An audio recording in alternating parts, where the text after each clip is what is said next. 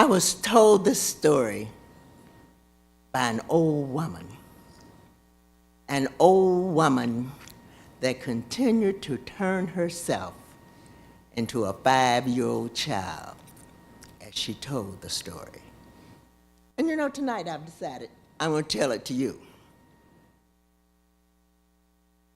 And the old woman said, "Do you see that house?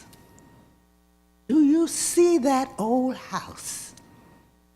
That's where I grew up. I had 8 sisters and brothers. And if you step just a little closer, you can see up to the loft. That's where we all slept. Except for me, I was the baby, and my brothers and sisters would pull the cover off of me, and I'd get up and go downstairs and get in bed with my brothers and with my mama and daddy. One night, my brothers and sisters had pulled the cover off of me. I got up, went downstairs, got in bed with Mama and Papa. And my Papa looked over at my Mama. "We're going to have to get this gal out of here." So he built me a bed. And he put it right in front of the fireplace. And my Mama put covers on that bed. Oh, I could hardly turn over. But I kept good and warm. And I'd wake up in the morning, I'd look over towards the fireplace, and my Mama would be standing there stirring in a big pot of grits. Ooh, them grits smell so good. I was grown before I found out grits don't have no smell. But one morning, I woke up and I looked over towards the fireplace. There was no fire in the fireplace. And my Mama wasn't there. And I looked around the room, and there was all my sisters and brothers standing there, and my Papa. And I said, "What's wrong? I want to get up. Where's Mama?" And my Papa said, "Just stay there in the bed under the covers, honey, and stay warm." And I said, "But I'm hungry. I want to get up."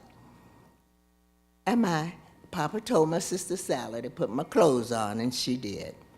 And he said, "Child, I want you to go out on the front porch and wait on old Doc. He's coming over today.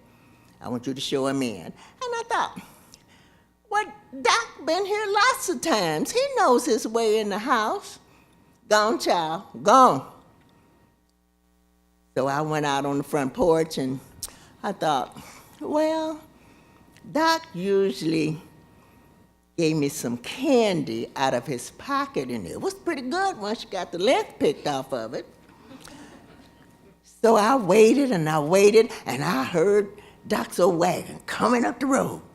And I was waving, and he jumped off that wagon, and he went on by me.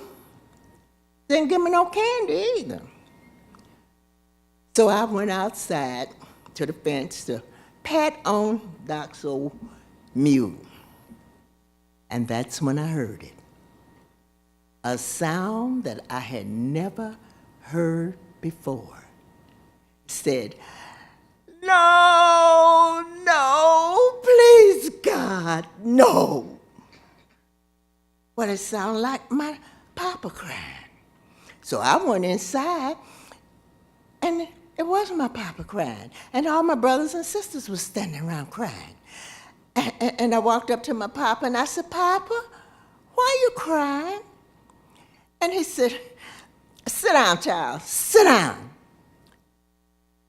I sat there and looked over in my Mama's bedroom, and Doc was in there, and I went to go in to my Mama, and Doc was coming out the door, and I thought I saw a tear in his eye. And I went over to that bed, and I said, "Mama, get up, I'm hungry." And I had her hand on my face. And by that time, my Papa came in, and he said, "I I told you to sit down. I said, yes, sir. And I sat there. And after a while, my papa told my sister Sally, go up the road, get the ladies. They all knew my mama.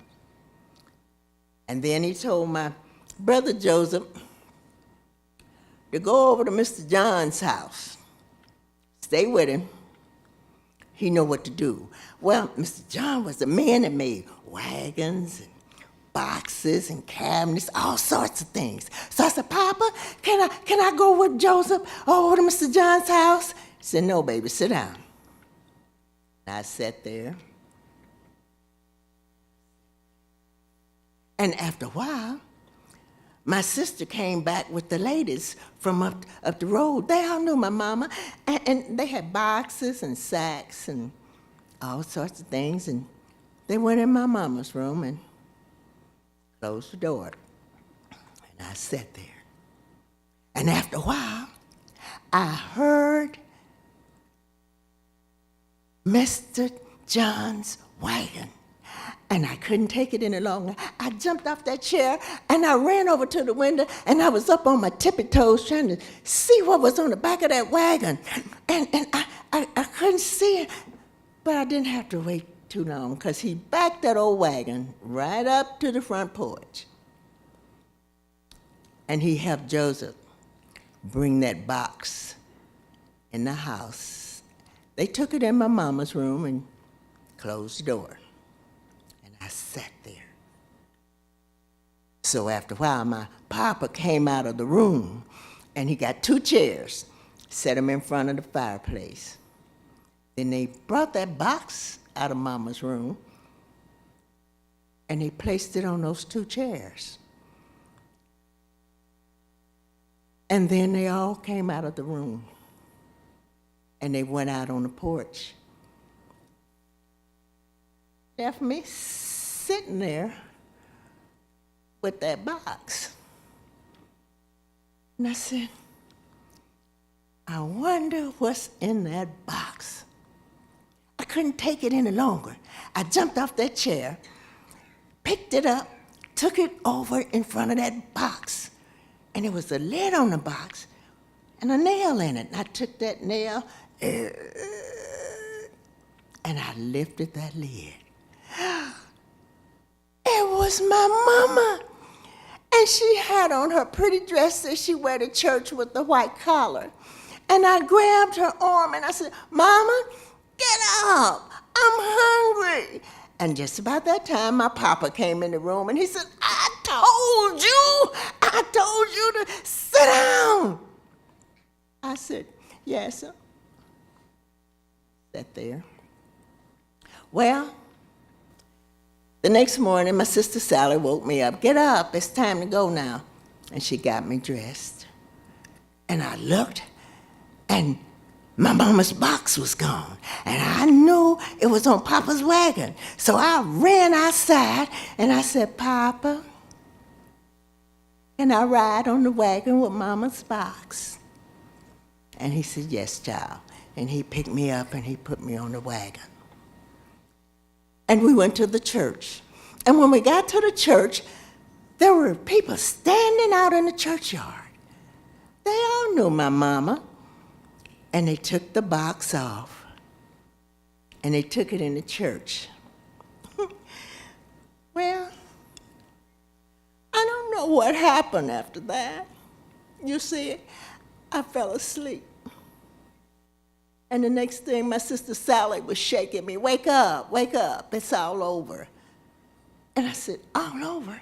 And I looked and my mama's box was gone. And I knew it was on Papa's wagon. And I wanted to be the first one on that wagon. So I ran outside and I jumped. And Papa caught me in midair. Said, we're not going to ride this time, child. We're going to walk. And we all walked behind Papa's old wagon with my mama's box on it.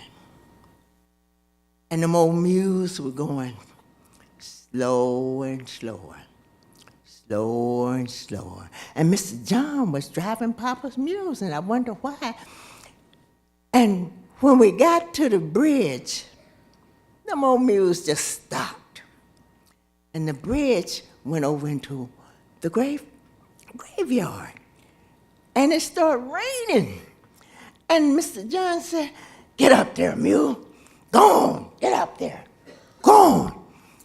And they just wouldn't go any place. So he went over to my papa. He said, "James, get them mules off of that bridge. They're your mules." And Papa took the whip and he started beating the mules. "Get on up there. Go on, mule. Get up there." And they just sat down. So they took Mama's box off the wagon and they carried it over the bridge to the graveyard. And it was raining. And Papa kept crying and crying. And they were lowering that Mama's box down in that hole. And I looked up and I said, "Papa, can I ride back home on the wagon with Mama's box?" And that's when Papa realized he hadn't told me. He said, "Child, your mama won't be going back." I couldn't believe they were gonna leave my mama there in all that mud and dirt. And I cried and I cried. I must have cried myself to sleep because when I woke up, I was at home in my own bed. And my papa was standing at the mantel. And it seemed like he was talking to himself. So I raised up on my elbow to hear better. And he said, Night be over. Is something wrong out there? Be over, night." And then I heard, "Hoo, hoo, hoo, hoo." He said, "Go on, get out of them trees, get away from here." And I heard his old dog say, "Oh, oh." He said, "Stop that, stop that." And then I heard the screen door of our house opening.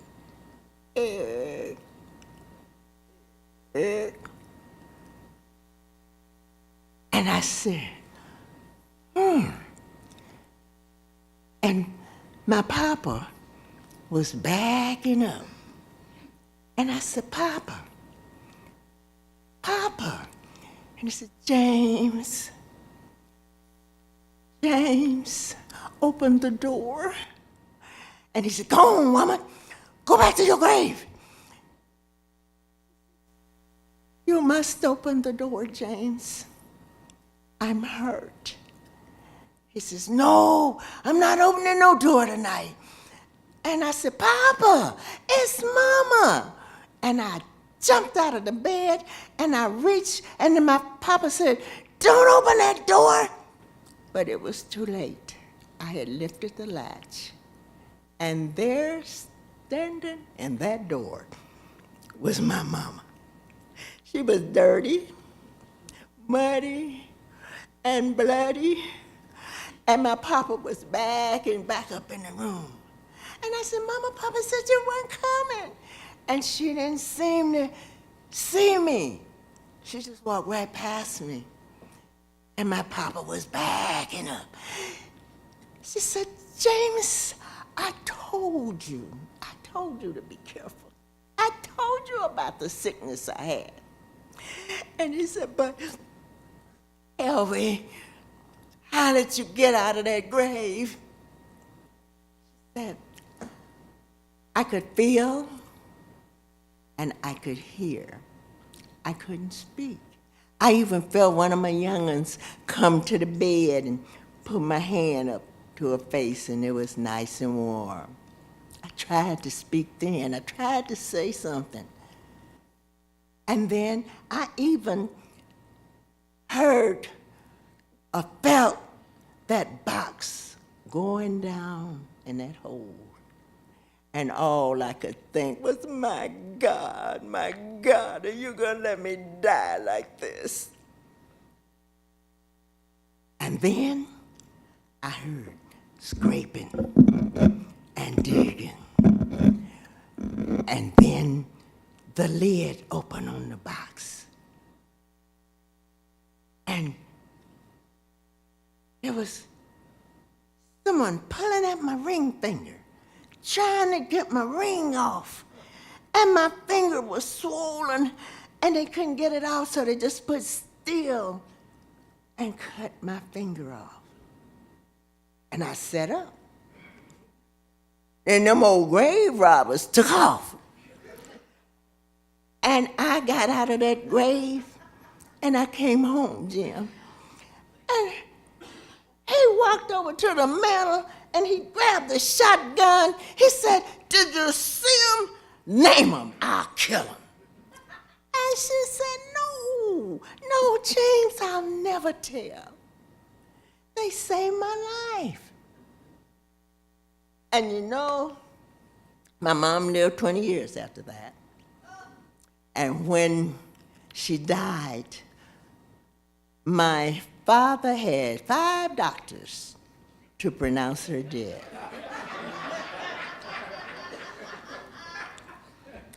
And you know, my papa did a really strange thing. He went out in the woods and he cut an old oak tree down and he seasoned it out and he cut a tombstone out, placed it on our front porch, put them old mules right on the front of it. Because you know they say, animals know. And those old mules knew my mama wasn't dead. Thank you. And I have a tombstone sitting on my front porch because I have narcolepsy. And I want all my family, now I'm telling my friends, when I die, you make sure that I'm dead, because I think he's up to something. Thank you.